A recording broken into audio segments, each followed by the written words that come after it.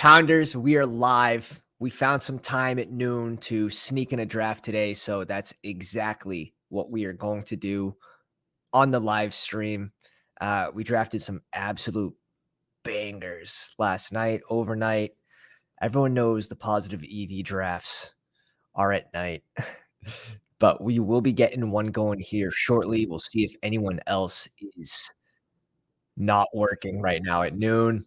And if you are, just make sure you hide that from your boss there. So I'm gonna pull up the draft guide here, which is free to all subscribers. And I find myself going back to this, even though I wrote it. I'll be like, all right, what do I have on this player? Where do I have them ranked? And then, sometimes if I'll have them evenly, like even exposure on the two, maybe I go ahead and I do an exposure balance out pick and I go with the player that I have less exposure of. So super, super interesting. Take advantage of this. This is free for all subscribers to the pound. Just hit me up on Twitter at FancyDogPound and I'll send it over to your email. Let's get to our exposures through how many drafts. We'll take a peek here. I think I'm about near 40% full for these drafts. Let's peek. Let's have a little peek here. Drafts completed 68, 65 big boards. 65 big boards. Exposure. Let's go to here, apply. As you can see, Elijah Mitchell at the top. I'm not mad at that at all. Being a handcuff running back to CMC, he should still have a role in this offense regardless. I wish Underdog would add one thing, and that would be what your average ADP was on that player. I just think that'd be a super interesting stat. We were drafting him very early when he was set around 156, 158 at the beginning of these drafts when they opened up, and I know he's down at, like, 132 right now, so we have a lot of value on our Elijah Mitchell picks, which is nice. Alec Pierce, Tyquan Thornton, 2 players I can't get enough of, and their ADP also has been changing, so people are getting more competitive with these picks. I guess, you could call me a Cole Kmet believer this year. We did see that he does have 2 touchdown upside, so that sort of potential to spike like that week 15, 16, 17 is important at your tight end position.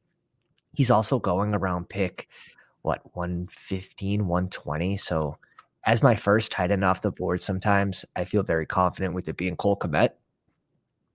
Still have to go 3 tight ends in the 20-round drafts, but I'm confident with Kmet. DPJ, I'm excited for a full year under Deshaun Watson for DPJ. He's also pretty mispriced as well. He finished wide receiver 40. He played 11 of those games under Jacoby Brissett, and he's going as wide receiver 52. So just a little interesting stat there that is in the draft guide. Some deep dive statistics. Hunter Henry's going way too late. Way too late bringing in new offensive coordinator Bill O'Brien. Last time he was with the Patriots, he was known for the 2 tight end like heavy set with Gronk and Hernandez. That being said, I'm not saying Henry is Gronk, and I'm not saying Jonnu Smith is Hernandez. So yeah, you're getting him for free in the 20th round. Deuce Vaughn, I probably have to start lowering this exposure a little bit. I want to get a little bit of Kenny McIntosh, who's another pass catching back.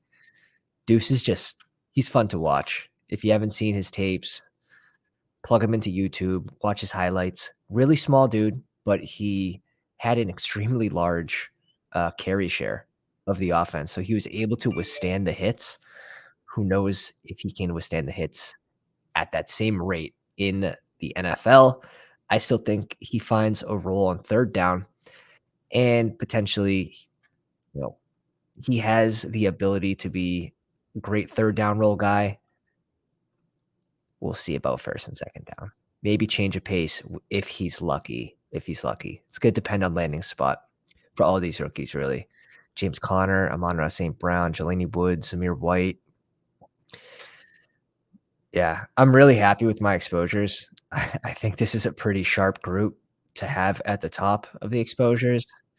If I had to pick one ugly one, I mean, I guess you could go with, Samir White's gonna depend on Josh Jacobs, like, it could be a really good pick. He's going in, what, the 19th round? So, I don't know, I like all those guys. Here we go. Our rookies, I like to keep them around 20%, 18, 20%, so high upside guys. Let's jump into a big board draft. We are going to do one before I bring my puppy boy to the vet. So if you guys are ready, we'll do a countdown. 5, 4, 3, 2, 1. Let's see who is in the chat and gets in the draft with us.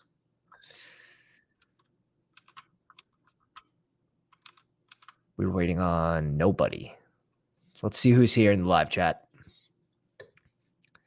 Ooh, 3 spot. Like that. Dusty.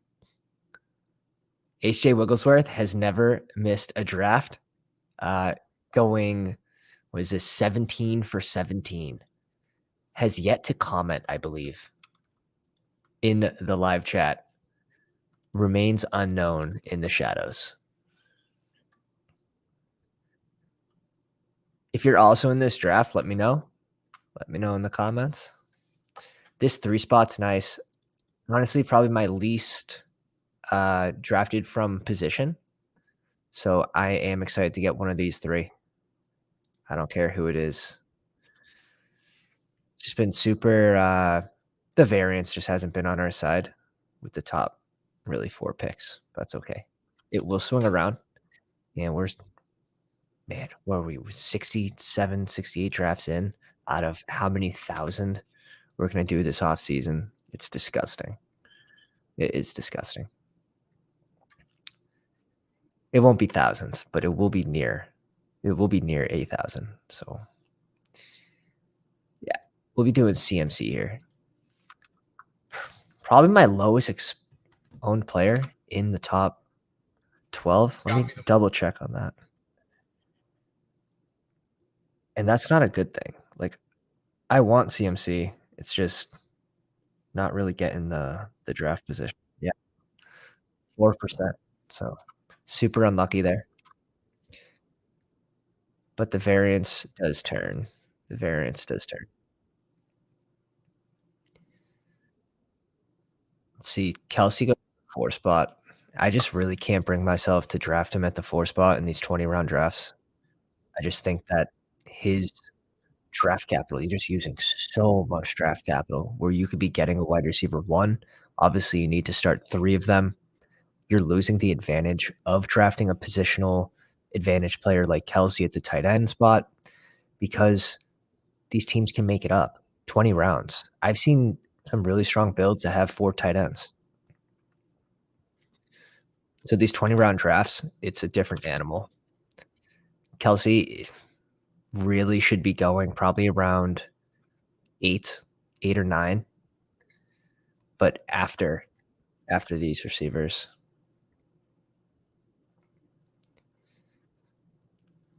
See what HJ does. He goes Eckler.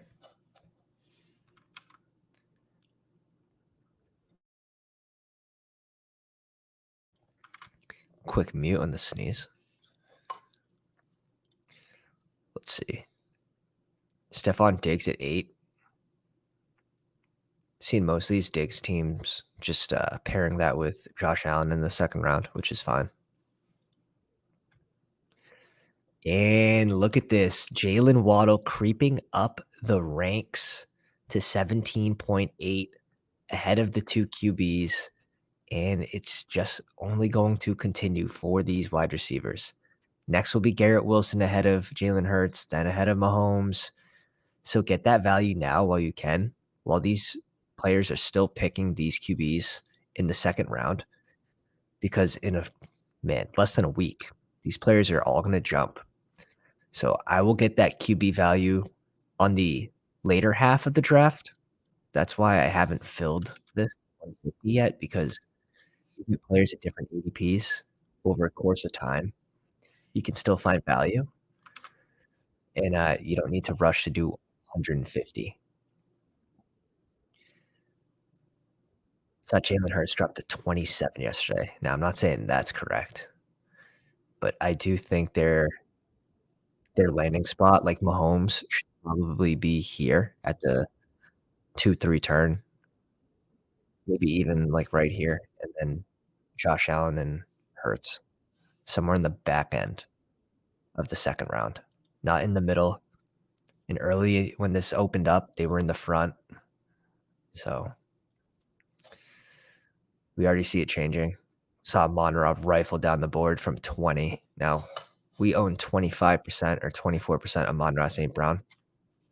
That is why he's on the thummy.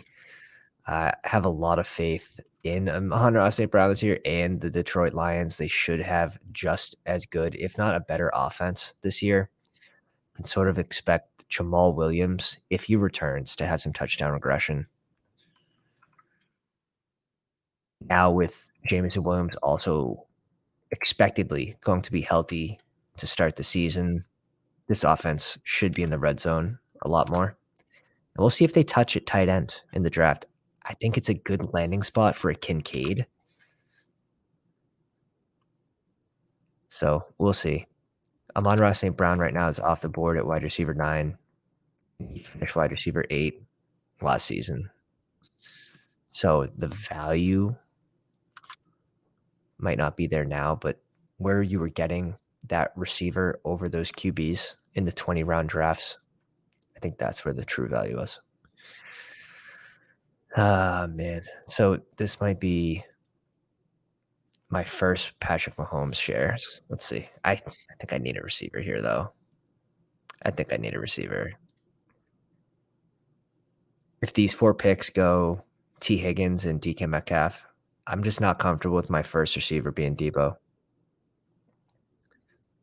I really wanted wow, even Olave reach. I don't hate it. He's got the Miami stack. Oof. 3 spots ugly. 3 spots ugly. But also they're going receiver heavy, so we do have to note that. If we don't go receiver here, this board could dry up quick by the time it gets back to us. Look at these running backs falling.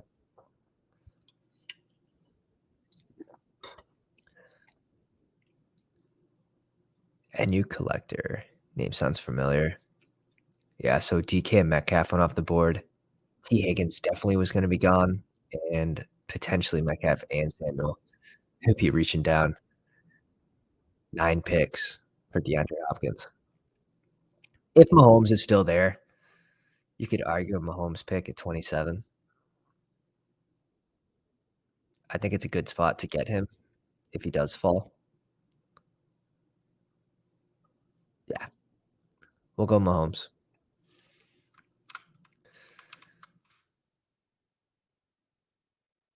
Artie, welcome to the live stream, says, "Afternoon draft, I like it." Well, I do have a weird schedule, so I'm pretty flexible of when I can do my drafts. Very lucky in that manner. It's just I can't do the super late drafts. The 10 PM on. That's the only thing I can't do.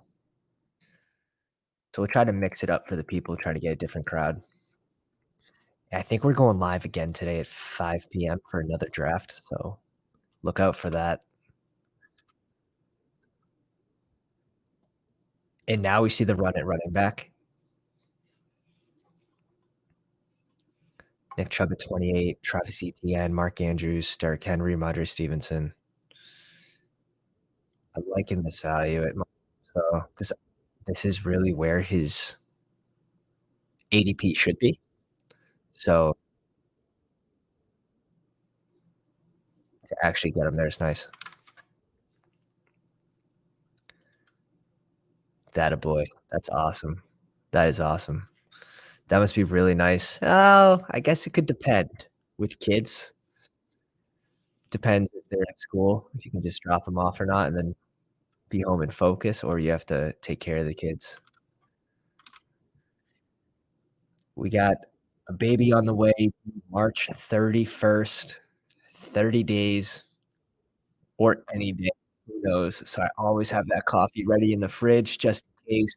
Bags packed, charger, iPad, pillow. We're prepared. We are prepared. Justin Fields at 37, significantly a better value than Joe Burrow, in my opinion. Joe Burrow really should be going in this 45, 46 range. Like, really, what is the upside difference between Joe Burrow, whose ADP is 30, and Justin Herbert, whose is 49, right? Justin Herbert, you have to remember, had cracked ribs last year for God knows how many games. They have very similar upside. Neither of them are gonna get there on the ground with their feet. See Shimmy going with 4 wide receiver start, Devontae Adams, Garrett Wilson, DeAndre Hopkins, and Mike Willie.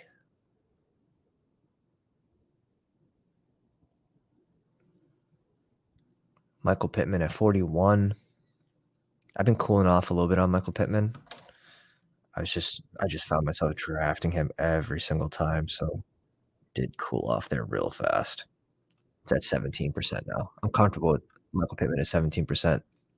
I think all of the Indy pass catchers, as well as Jonathan Taylor, depending who lands there as a QB, they could all be going way too late. But Alec Pierce is gonna be my favorite value on that team, obviously going at, like, 150.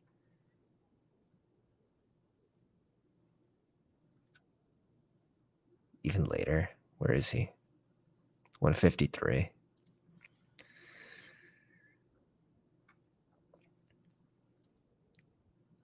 Ah, man. I guess we can go Najee here, and we can take one of these 3, hopefully.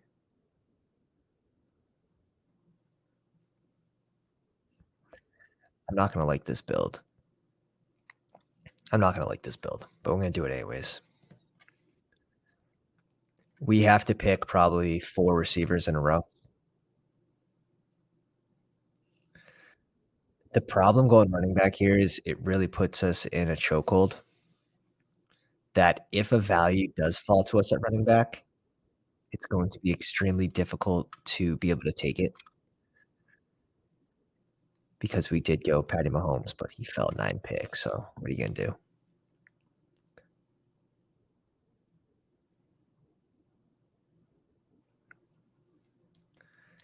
Just got word from Steve Mullen on Twitter that Zach Evans and Dwayne McBride won't be doing the on-field at the combine. E That probably will affect their value for the NFL draft scouts. It's difficult when you can't see 'em in action. Alright, so we do get one of the receivers falling back to us. Godwin's more that floor guy. In my opinion, I think Terry McLaurin's gonna have the higher ceiling, Jameson Williams will have the higher ceiling. Could go Kittle and get some San Fran correlation, but let's not talk crazy. Let's bring in our second receiver, please, before we do something stupid. Alright, so we're picking at 70 and 75. Okay. So do we have a floor play with Deontay Johnson, George Pickens, see if a Brendan Ayuk or Mike Evans falls. Those would probably be my favorites. I doubt Tyler Lockett's gonna fall, although he's my favorite receiver in this range. Treylon Burks, I would prefer Treylon Burks over Deontay Johnson, just I believe he has a higher ceiling. Kittle goes at 55. That seems like really good value on Kittle. Yeah, it is. It is. So HJ goes with, 3 RBs strong with the Monroe St. Brown falling to 18, which is always nice, and Kittle falling. So he's going clear value. Derrick Henry at 31. This team will be different, which is nice. Just gonna have to catch up at wide receiver and probably go 3 QBs.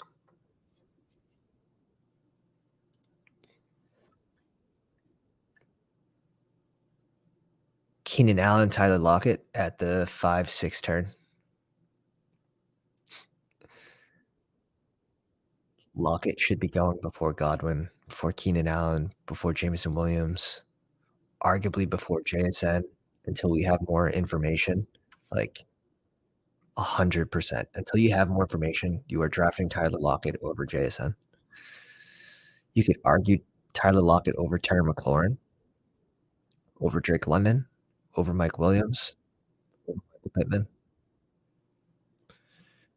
I think Christian Watson has some unknown. Now, I like Christian Watson's ADP because if Aaron Rodgers does return to Green Bay, Christian Watson's got to jump up 20 spots. He's got to go in this DK range. That's a wide receiver 1 in Green Bay. J5704, welcome to the live stream. He says, more drafts can't stop. Won't stop. No, not when you're getting Patty Mahomes at 27. We're here to scoop the value. So let's work on that right now. We need 2 of these guys, and it can't be 2 rookies.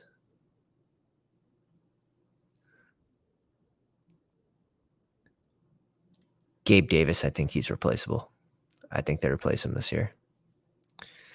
Give us Ayuk here for the San Fran connection.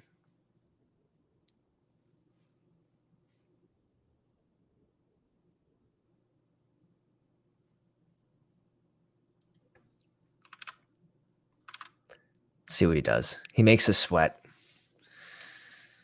He makes us sweat. It's probably looking like this if Brandon Ayuk's off the board.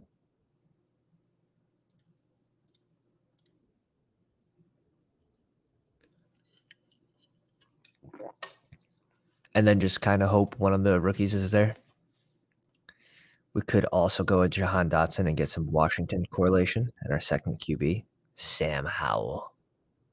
Big brain plays. Art says, I had a draft with KJ earlier this morning. The Silent Assassin. Congrats on the new baby on the way. We're going to be trying for our first soon. Congrats, man. That is so exciting. It has been a ride. It has been a ride. You could argue that a Deontay Johnson here, providing a nice floor, wouldn't be the worst pick for this roster construction. And Jahan Dotson's off the board.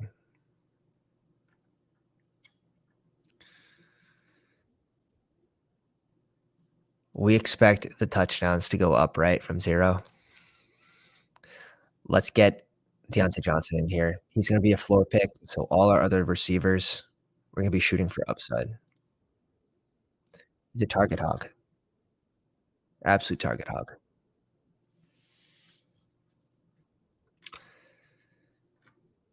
Has anyone seen Josh Gordon highlights yet in the XFL? First off, those jerseys are flames. Absolute flames. Wow. Ice cream man coming to your door. 6 receivers in the first 7 rounds. Now he's scooping. He's scooping wide receivers. No pun. No pun intended. Dusty and the clock goes Joe Mixon at an extreme value. An extreme value. J.K. Dobbins at 79 to the running back heavy team. HJ, man, if you are in the live chat, please draft a wide receiver. 1 wide receiver through 7 rounds. We beg you. Please. 5 running backs through the first 7 rounds. I don't know if I've ever seen that from someone that wasn't on auto. I'm not gonna lie.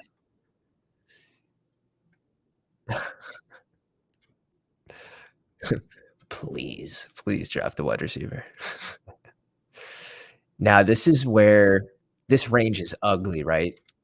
This range is absolutely ugly. Let's see what we have on the draft guide here. So running backs, James Conner, James Cook, Zay Flowers is nice at receiver. If you need your first QB, a Kirk Cousins Tua is nice. Typically only go on Kirk Cousins if I have the pass catchers. Same with Tua, but he's going too late if he stays healthy. He's going way too late if he stays healthy with those concussions. So maybe they shore up the O-line to protect him. I would think that would be in their best interest this offseason. That's what I expect them to do. They also need one more pass catcher, whether if they lose Gesicki,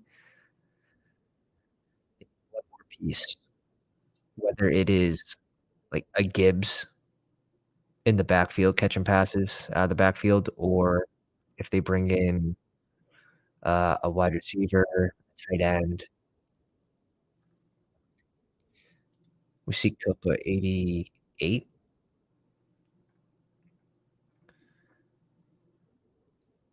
James Conner, I have ranked here. Then after James Conner's gone, I have Rashad White. Before Sanders, Zach Charbonnet, Brian Robinson, and Khalil Herbert. Look at this run at QB, 4 QBs in a row. HJ Wigglesworth, again, does not pick a wide receiver. 1 wide receiver in 8 rounds. Bold. Very bold.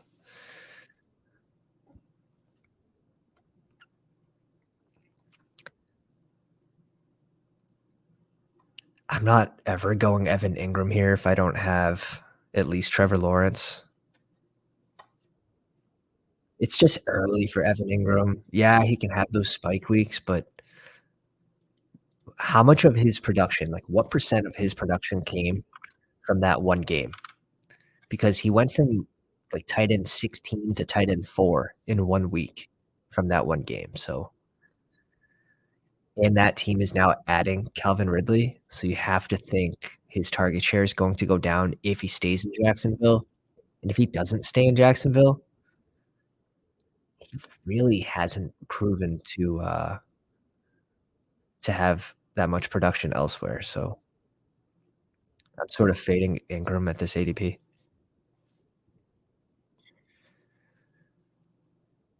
I think Danny Dimes is a nice value at this ADP.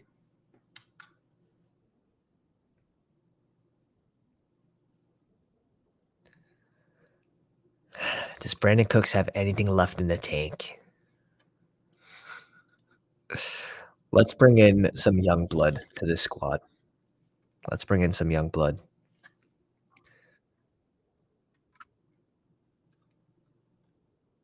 Bold strategy, Cotton. Yeah, I'm just waiting for him to not pick another receiver. One receiver. We're in round 9 for HJ Wigglesworth. I think it's safe to say the rake has been paid. We all appreciate you. So this is now an 11-man draft. Pat Freiermuth going before Evan Ingram. Agreed. Agreed. See what Dusty does. Dusty has a very balanced squad, let's say. Very balanced. 1, 2, 4, 1.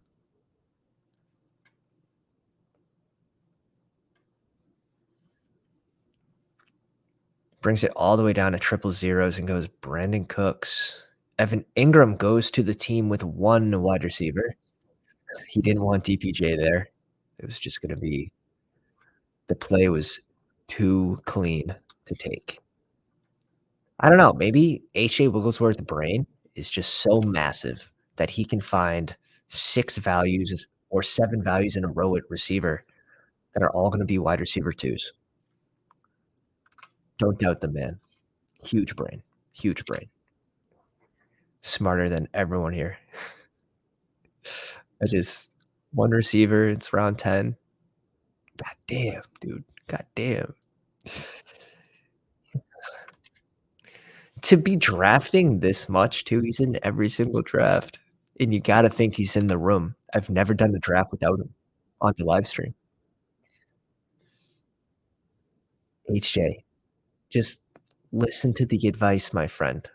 Take a wide receiver. Take a wide receiver. We did advance over 32% of our lineups last year for our tournament lineups. Chesley, welcome to the live stream.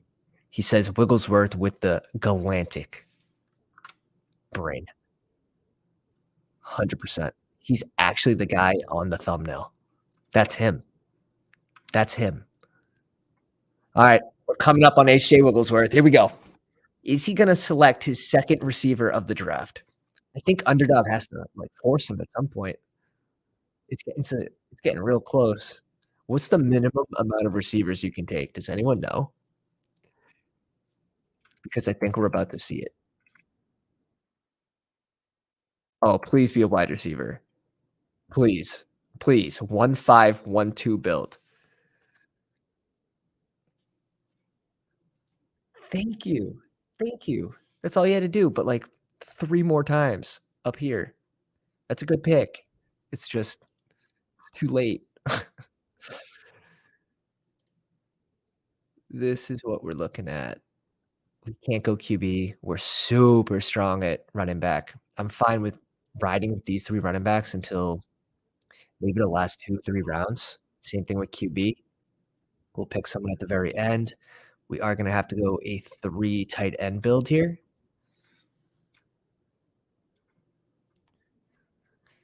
These 2 wide receivers stick out. Let's see the exposures here. Let's get the exposures out. Alright. I know I'm gonna have more Wandale.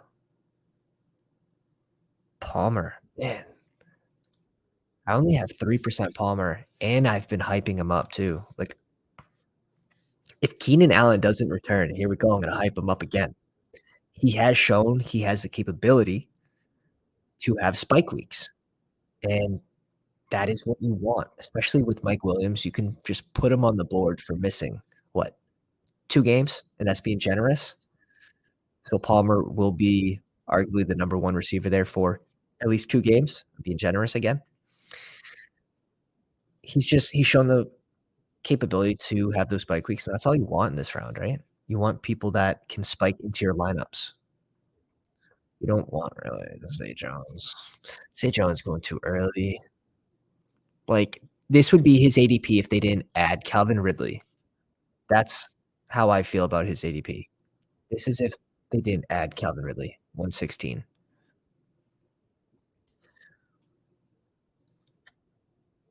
Let's bring in our first tight end, exactly what I mentioned. Just bit my tongue right there. That was max pain. Exactly what I was talking about at the start of the stream with the Cole Kmet being our first tight end off the board. I like the way those teams turn out, and he is our most drafted tight end. Art says, and the crowd goes wild to the H.J. Wigglesworth wide receiver pick. We're coming back up on him. Let's see if he decides to do it twice in a row. And you wanna know what? Underdog might have just been like, "Hey, you're not allowed to pick any other position but wide receiver here. You have 1 receiver, and it's round 10." Let's see if they force him to do it again.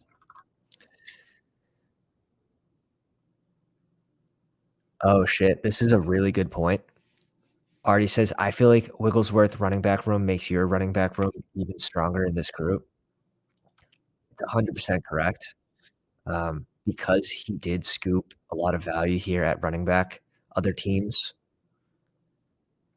it hurts the other teams, which helps us.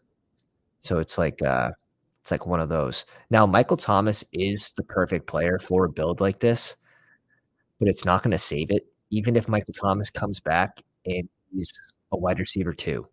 He finishes wide receiver 15, 16. It won't save this team. But his head is in the right spot where that is the type of player you want on a build that you put off wide receiver. You just don't do it to this level because you're drawing dead.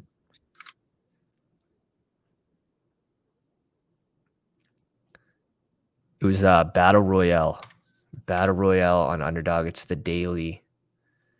It was week 18. It's like 40,000 entrants, and we won it by, like, 6 points. It was pretty stellar, pretty stellar. You know those tournaments too, like, every play that happens on the screen, like, first place changes. We had the lead for 45 minutes and never gave it up once we got it. It was just like, that is so, so rare, and there was still a sweat because there was players with stacks that could have had a 10-point swing, 1 long touchdown, even longer, even more points, so it was still a sweat. It's always a sweat in sports. But yeah, no one was drafting Russell Wilson for a good reason, and we did a little stacky tay with Wilson, Judy, and a bring back player of Keenan Allen on the other side of things.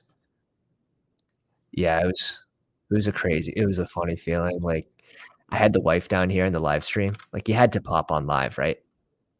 And I was like, "This is why we do this." It's like, "You thought it was a waste of time." Hysterical, hysterical.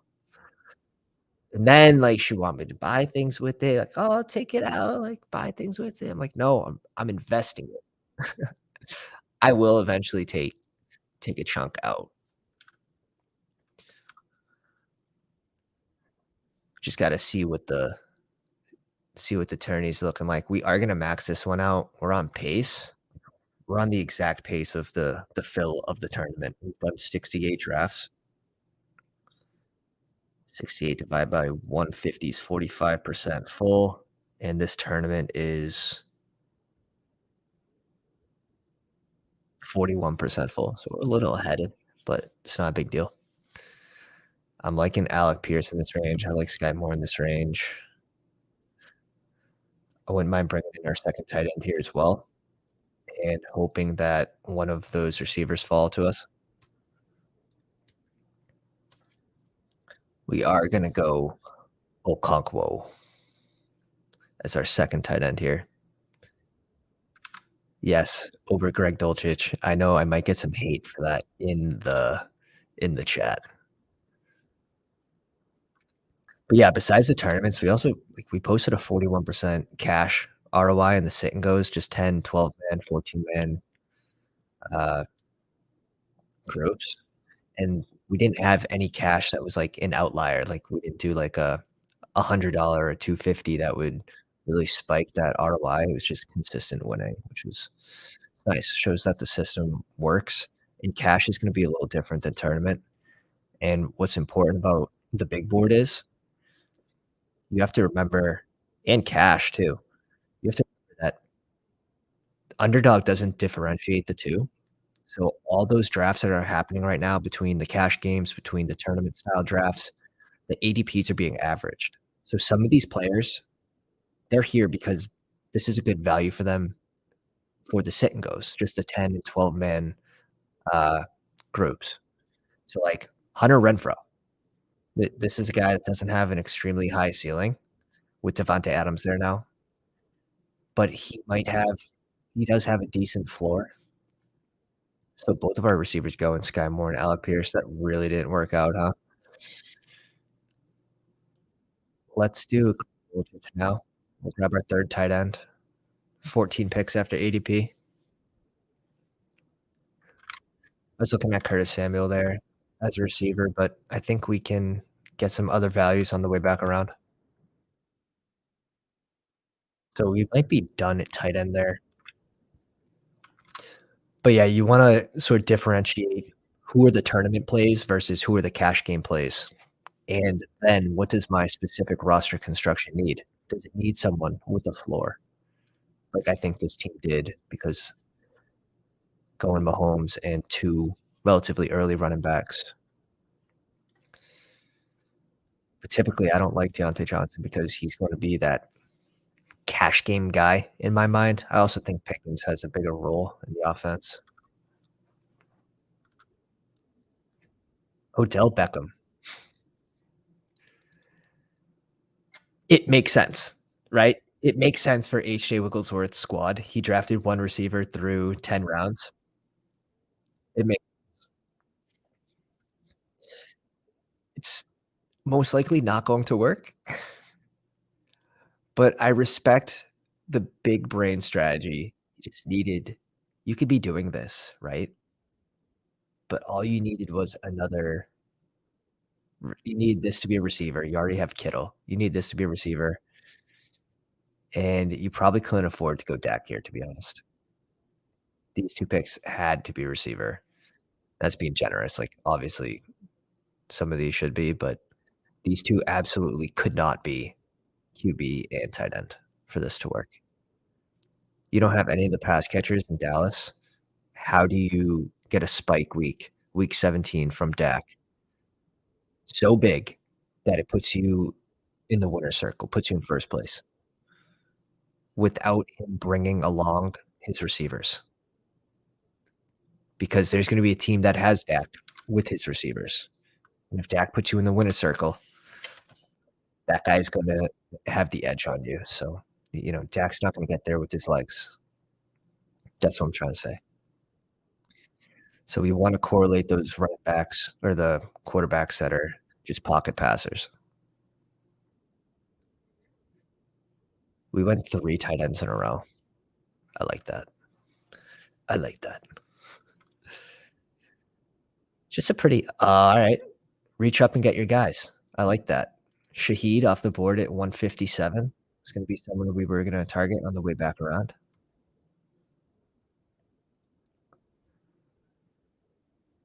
I doubt Curtis Samuel will still be there. I'm curious everyone's thoughts on Curtis Samuel. I feel like last season was it a fluke? It's I think it's worth the risk at his current ADP at 161. He finished as wide receiver 34, and on a points per game basis, he finished as, like, wide receiver 46, so a little worse, but he's being drafted as wide receiver 73, and he seems like the right player for these tournaments where he can have those spike weeks. So, I think this is a little too late for Curtis Samuel. I'm drafting him over Odell, over Hunter Renfrow, over Chase Claypool, over Rondale Moore, over Isaiah Hodgins, not over Alec Pierce.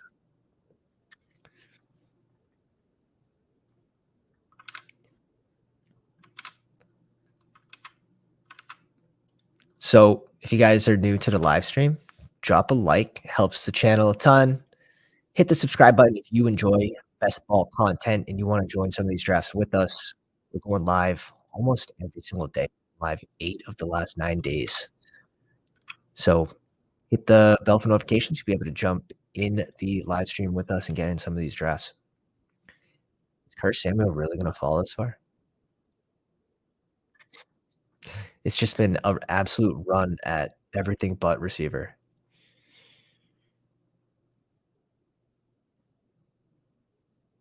It's not like he's actually falling in ADP, but he's just been sitting there. Yeah, he's gone. He gone. We're gonna reach out for our boy, Tyquan Thornton. He is one of our most drafted receivers, but again, I think he has enormous upside at this current ADP. If this team gets rid of Myers, if this team gets rid of Aguilar, which they're expected to do, the Patriots don't really pay their own guys. He would be going in this early, like, right in this Joshua Palmer range, probably before Boyd, probably before Elijah Moore. So I think he could be one of the best value wide receivers. He just has the and if they don't, let's say they re-sign Myers, Tyquan Thornton should still be going earlier than 166, 178. We picked him at 166. He was the fastest receiver in last year's draft class. Seems like a pretty good best ball guy to me.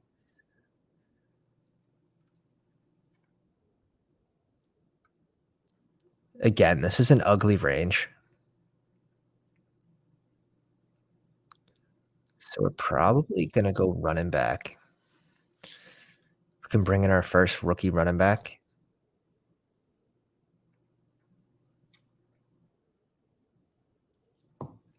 in Tank Bigsby. I think someone that's gonna have more upside. Obviously, there's more risk, but what does a Raheem Mostert do for a team that has James Conner, Najee Harris, and Christian McCaffrey? Like, Miami did add Jeff Wilson halfway through the season. That sorta tells you that they're not fully dependent on Raheem Mostert, and Miami has, uh Mostert's a free agent first, but Miami also has the possibility of drafting a running back in this year's draft.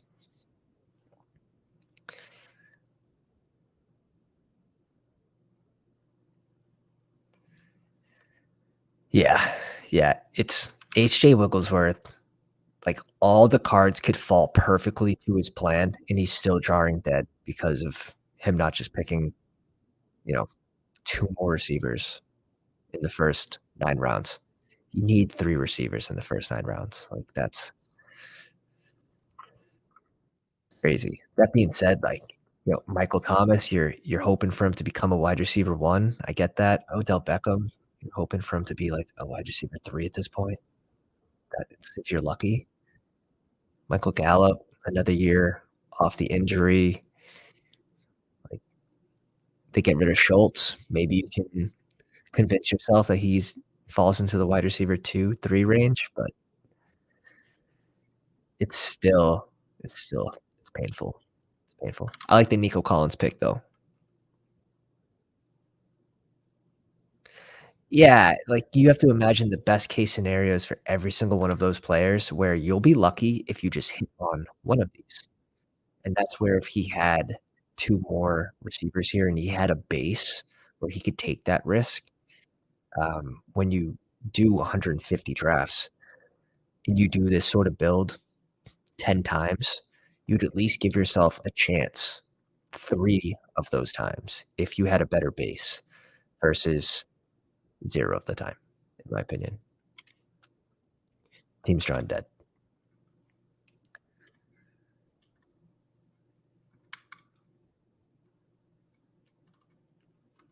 That's the same thing with rookies. Like, look at our base that allows us to go with an upside rookie. Now, Tank Bigsby might be 3rd on the depth chart, but it's okay. Like, our team is still live. So you gotta sort of think of it like that. You don't wanna take too many shots in the same draft. Only so much can go your way when there's so much unknown. And, yeah, I mean, I try to exploit narratives all the time, but you have to do it in a strategic way. Who's our 2nd QB gonna be? Ooh. Ooh, I know exactly who it's gonna be. I know exactly who it's gonna be. If anyone can guess in the chat, you get a golden star for today's stream. Who am I gonna pick at QB?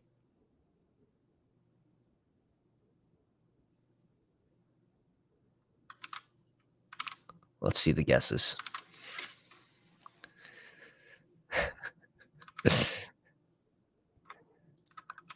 And don't say Tom Brady.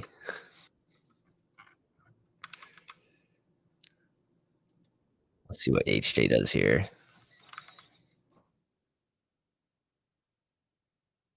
See what the hand jobber does. HJ Wigglesworth. Dak and Matty Ice at QB. Again, how does Matthew Stafford spike on week 17 and get you into the first place winners pool? I mean, he's probably gonna throw it to his pass catchers, right? And you don't have any of the pass catchers, so I don't like it. For cash, like, you don't have to correlate for the cash games are just 10, 12, 14 man, groups, but you really wanna get correlation with the pocket passers unless it is an absolute steal of a value. I like the Tim Patrick pick.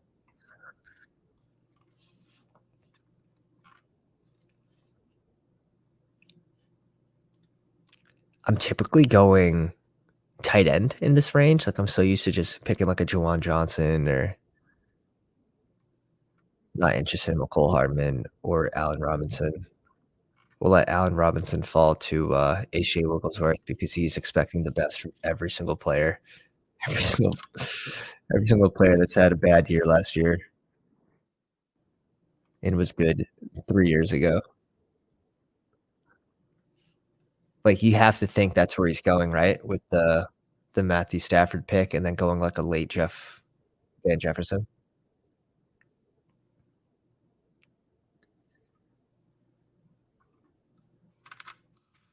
That's what I'd like to see him do at least.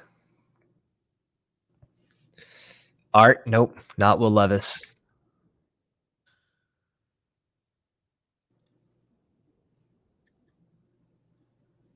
Definitely not Will Levis now. Alright, let's bring in another rookie running back in Kendre Miller. Someone that's been really sliding up the draft board. We're getting him a lot at the 220 mark when this opened. So my exposure is slowly coming down, but I'm still comfortable picking him here in the 190s, no doubt. He's most likely not going to have a 3-down role, but he can make a big impact on 1st and 2nd on a team. Maybe the Chargers.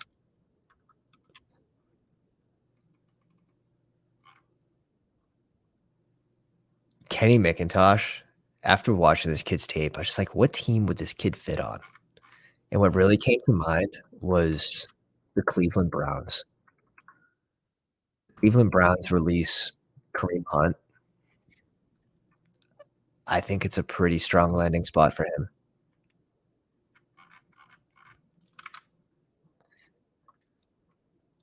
Just sorta made sense.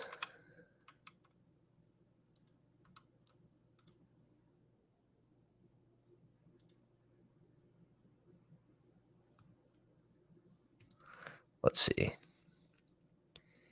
Oh my god, he went another tight end. And Allen Robinson was on the board. Allen Robinson was on the board to pair with Staffy, and we have no receivers. Ah, pain. So this is why we draft. There's clearly money to be had. There's more dead lineups in the tournament than you think.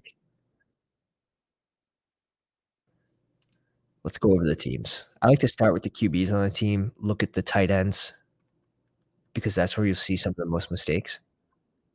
Kirk Cousins, CJ Stroud, and Jimmy G. Tight end, Mike Gesicki. Running back, Hall, Pierce, Rashad White. So I'd say the running backs are strong. Jefferson, Debo, DJ Moore. The wide receiver room is strong. The QB room doesn't have any rushing upside. So maybe he goes oh, no, Richardson went at 167, way gone. Yeah, it's gonna be tough. Mike Gesicki at tight end, so he's gonna need 2 more tight ends. Not my favorite, not the worst. Jamar Chase, let's see what this guy has. Geno Smith, Anthony Richardson, Will Levis, Njoku, Knox, and Bellinger, fine with the tight ends. Running back, Kenneth Walker, Jahmyr Gibbs, Zach Charbonnet. Those are 3 running backs, and we know rookies tend to start off slower. So I don't know. I think he might be drawn dead because of his running backs. I like his wide receiver room. His QBs aren't the strongest. It's gonna really depend on where these 2 QBs land. We have Patty Mahomes at QB, Cole Kmet, Okonkwo, Greg Dulcich at tight end. Running backs are CMC, Najee Harris, James Conner, Tank Bigsby, Kendrick Miller. Receiver, we have T. Higgins, Terry McLaurin, Treylon Burks, Deontay Johnson, Jalen Hyatt, Joshua Palmer, Tyquan Thornton, Paris Campbell. If this run at receiver didn't happen, like, I'd even be more happy if it was Devonta Smith. over T. Higgins, but it's alright. I think the team's okay. I mean, we know H.J. Wigglesworth is dead with one receiver through 9 rounds, so I think we're stronger than those 2 teams I just went over. I think we have more balanced squad, better chance to finish in the top 3.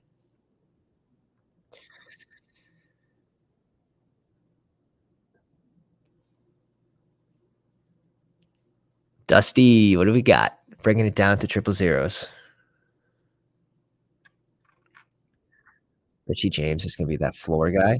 Let's see if it makes sense for the squad. Marvin Mims was our pick. Now we have to go Tannehill here. If one of these teams goes 4 QBs, I know, like, typically, if I'm in a draft where I'm confident with everyone else's skill level, let's say, I wouldn't be going QB here, but we're going Ryan Tannehill for the stack with Treylon Burks and Okonkwo.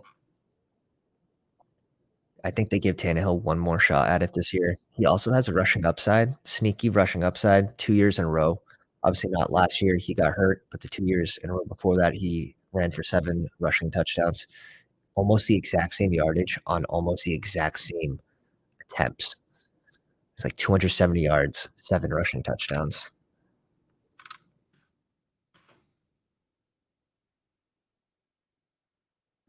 We need another receiver and then another running back. I think Matt Collins makes a lot of sense here. Robert Woods also makes sense. Now that he's out of Tennessee, I think his ceiling goes up, actually.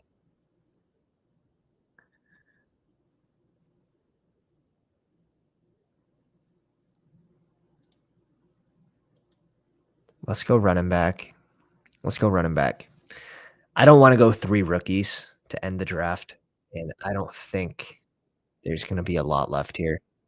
With Latavius Murray, I know people were absolutely hammering Latavius Murray exposure, and now you get the news that Javonte Williams will probably be ready for week 1. Now, we've heard that before, right?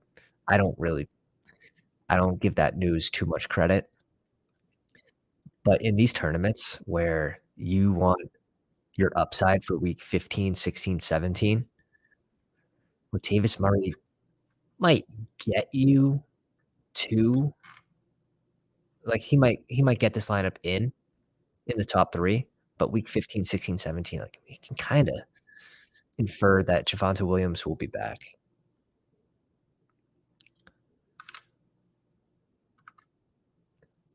So that will crush his upside. I'm comfortable with really did Devontae Parker get no, there he is. Like, if you want a Hunter Renfrow, right? Instead of picking him where'd he go? Like, where are you, Hunter? He went at 152. If you really want a Hunter Renfrow and they don't even know who their QB is in Las Vegas, why don't you just go Russell Gage at 236? Give you the same exact player, same exact amount of unknown at QB. Actually, if Mike Evans moves on, I think there might be more upside to Gage than there is Hunter Renfrow. Put that one on the board.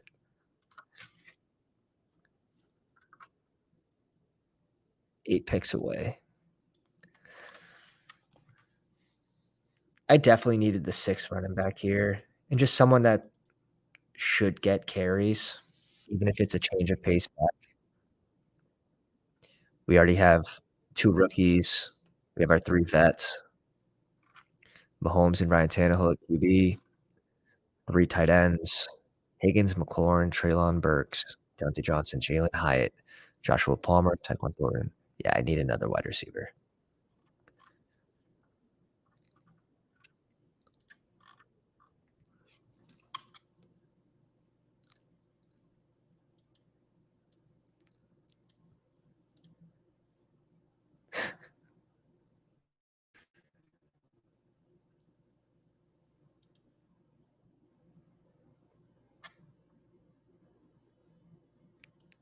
second receiver in the 10th round. It's all right. It's all right. You'll have better drafts. That's just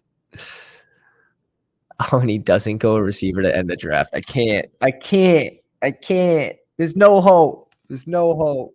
Just stop. Go back to fantasy baseball. You gotta be trolling. 4 QBs, like 5 RBs. Great. This had to be a wide receiver. 4 tight ends when you draft Kittle. I'm confused. Let's go Devontae Parker here. Kinda making a small bet on the offense already that Myers and Aguilar are moving on, so let's double up. Devontae Parker did post a 2-touchdown game to end the season last year, although it was a fail of a season for him. I'll be the first one to admit that. It's gonna depend on Myers and Aguilar. Guys, I hope you enjoyed. If you're not already a member of the Pound, make sure to subscribe. We have our free draft rankings for our subscribers. Just hit us up on Twitter at Fantasy Dog Pound with your email, and I'll send that over to you. I hope everyone enjoyed the live stream. We'll be back at 5 p.m. again today for another draft. Make sure you hit the subscribe button, hit the bell for notifications so you know when we go live, and you can jump in these drafts with us and draft the winner. Pounders.